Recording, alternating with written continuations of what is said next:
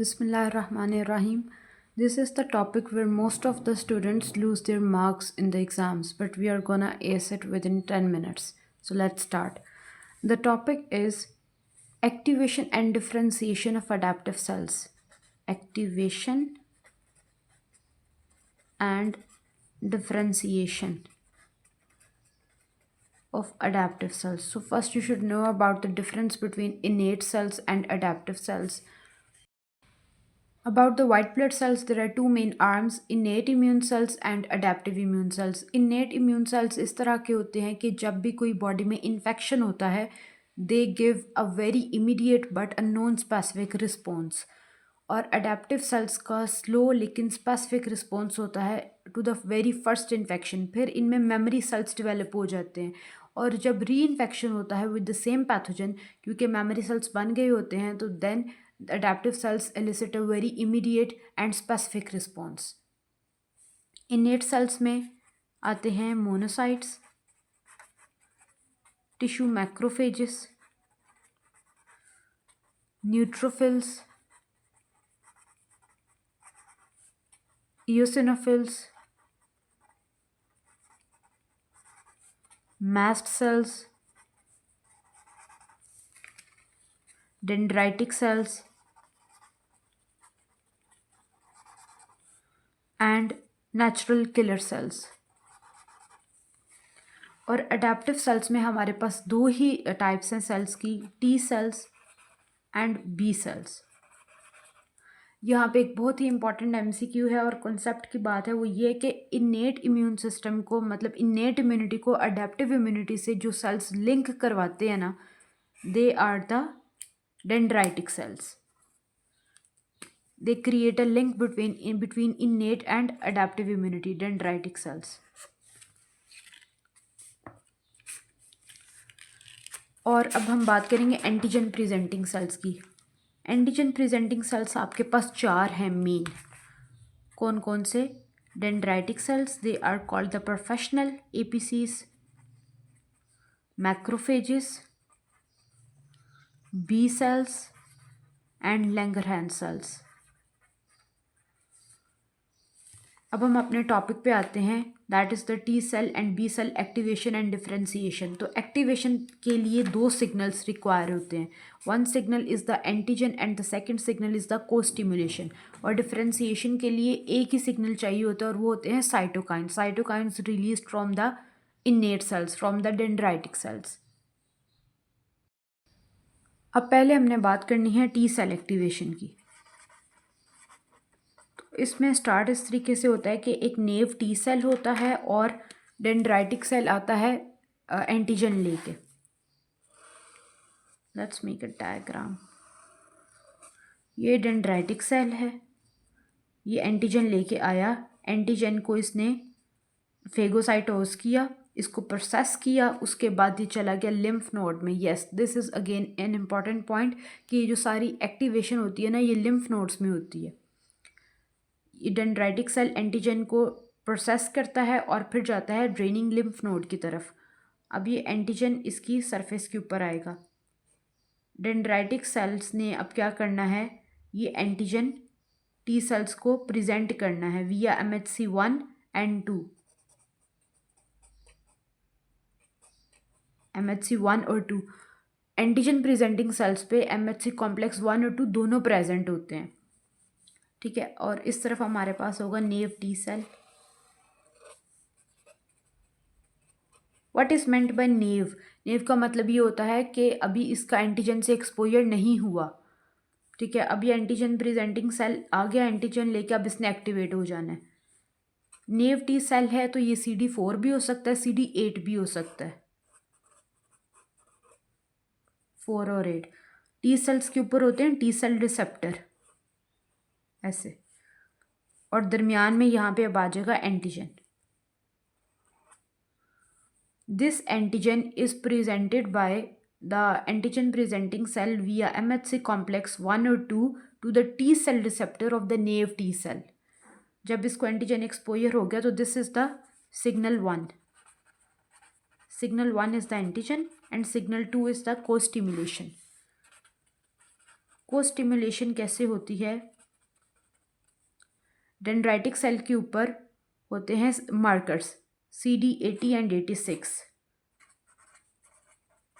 CD80 और 86, ठीक है। और जो टी सेल्स होते हैं ना, नेव टी सेल्स, इनके ऊपर मार्कर होता है CD28। तो इनका आपस में जब इंटरेक्शन होता है CD28 का 86 के साथ, तो this is required for the survival and proliferation of the T cells.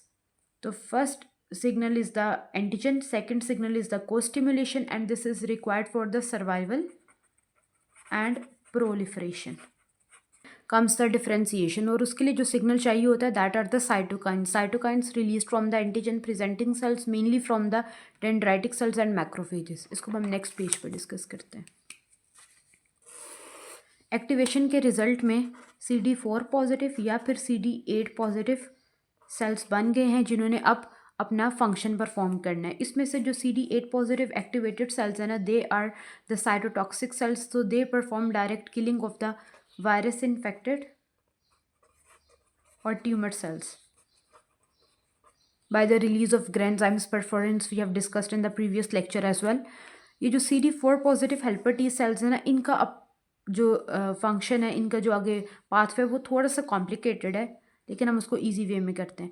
क्या होता है कि CD4 positive helper T cells हैं, इनको जब साइटोकाइंस आके स्टिमुलेट करते हैं, ये साइटोकाइंस कहाँ से आते हैं? इनेट सेल्स से, mainly from the dendritic cells. Dendritic cell से साइटोकाइंस आते हैं। ये साइटोकाइंस इन CD4 पॉजिटिव को स्टिमुलेट करते हैं और इनकी डिफरेंशिएशन करवाते हैं into various T helper subsets.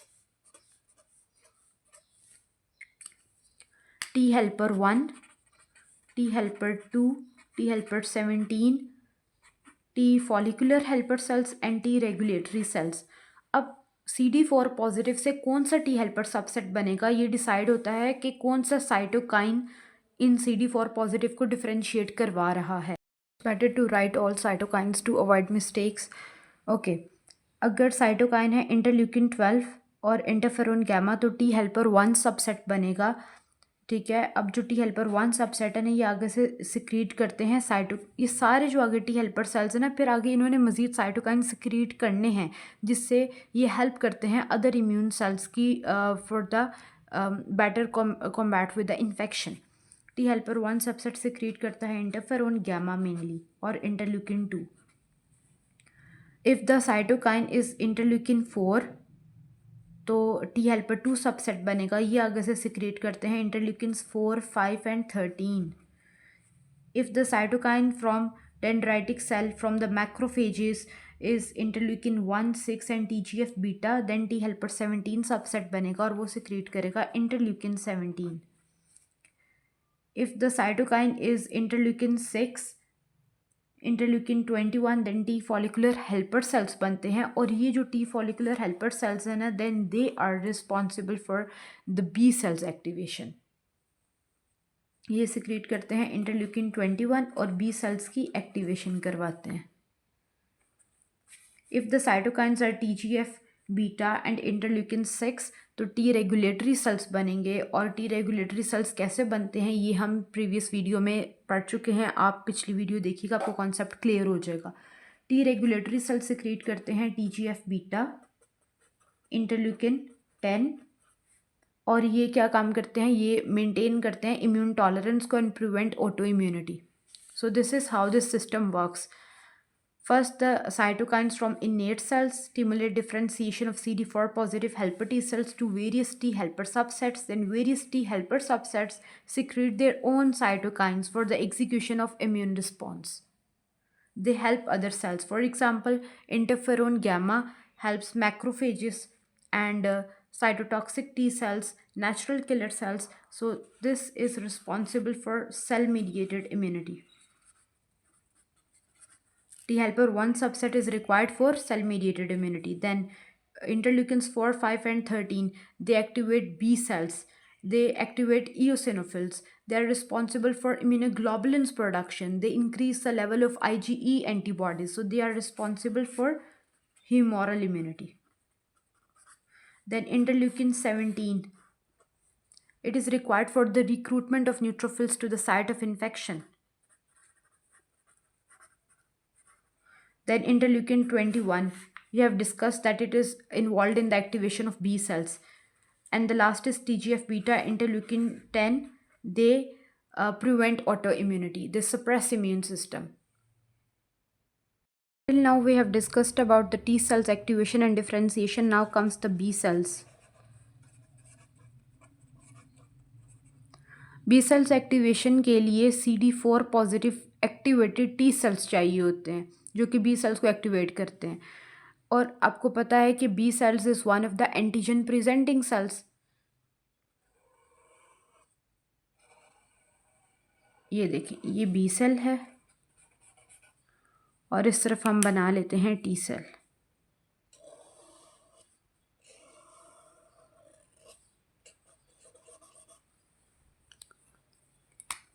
B cell अगर एंटीजन प्रेजेंटिंग सेल है तो ये खुद भी उस एंटीजन को, पहले एक एंटीजन को रिसीव करेगा, इंटरनलाइज करेगा, फिर उसको प्रोसेस करेगा और फिर उसको टी सेल को प्रेजेंट करेगा।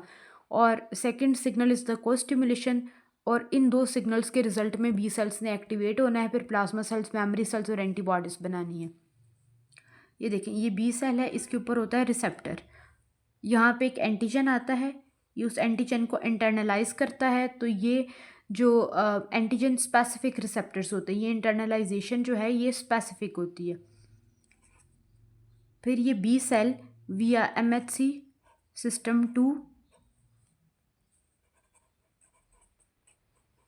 एंटीजन प्रेजेंट करता है और ये एंटीजन रिकग्नाइज हो जाता है by the T cell receptor of activated CD4 positive T helper cell, to be more specific, T follicular helper cell. So this is the signal 1, which is antigen.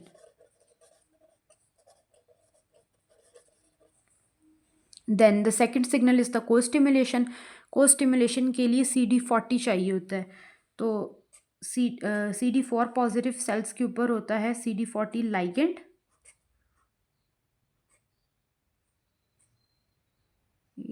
ऐसे चलिए बना लेते हैं। ये लाइगेंड है इसके ऊपर, और जो CD40 रिसेप्टर होता है ना, वो होता है एंटीजन प्रेजेंटिंग सेल्स पे, मतलब कि बी सेल्स पे होता है, मैक्रोफेजेस पे होता है।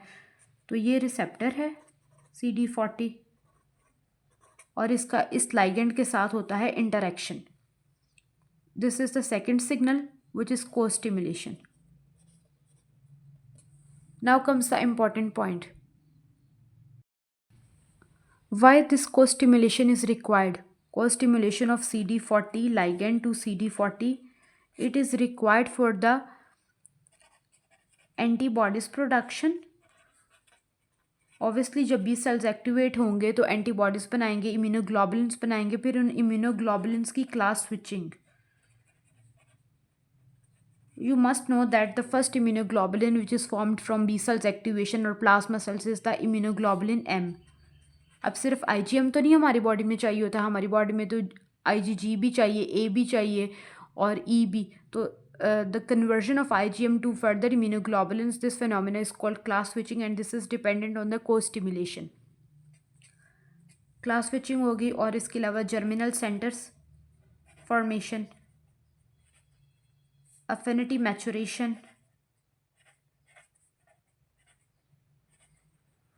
and memory cells formation. You must know very well कि बी सेल्स और टी सेल्स दोनों के अंदर मेमोरी सेल्स होते हैं। जो टी सेल्स के मेमोरी सेल्स हैं वो मोस्टली लिम्फ नोड्स के अंदर ही स्टे करते हैं, और जो बी सेल्स के मेमोरी सेल्स होते हैं वो फिर नेक्स्ट इन्फेक्शन पे एंटीबॉडीज़ जो होती हैं वो बहुत रैपिडली बनती हैं और एक रैपिड इम्यून रिस्पॉन्स आता है।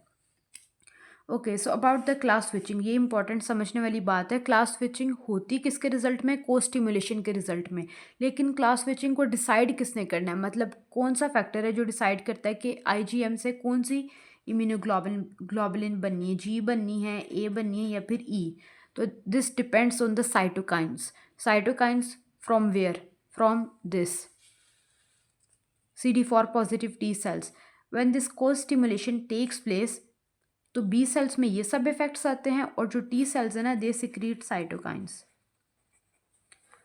साइटोकाइंस डिफरेंट तरह के होते हैं। अगर इंटरल्यूकिन 4 हो, ठीक है, तो आपके पास जो इम्यूनोग्लोबुलिन बनेगा ना वो ई और जी दोनों बनेंगे। इंटरल्यूकिन 4 है अगर, तो IgG बन रहा है और IgE बन रहा है।